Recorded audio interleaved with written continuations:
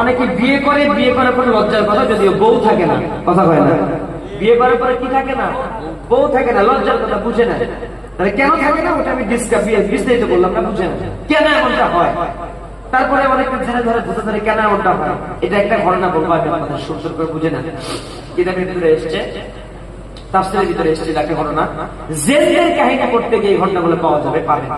বিষয়টা এমন, আমরা যখন বাথরুমে যাই, বাথরুমে যাওয়ার সময় আমরা নিয়ম কারণ জানি না, উযু নাই, গোসল নাই, বাথরুম নাই, সুন্দর নিউজলেনি কোনো পদ্ধতি আমাদের জানা নাই। না জানা থাকার কারণে আমাদের প্রতিনিয়ত আমরা জেন্দার দ্বারা আক্রান্ত হই, তারপর দুনিয়া তো বরকত হয় না। এই জন্য আমাদের প্রত্যেকটা ক্ষেত্রে দোয়া কালামের দরকার আছে না নাই?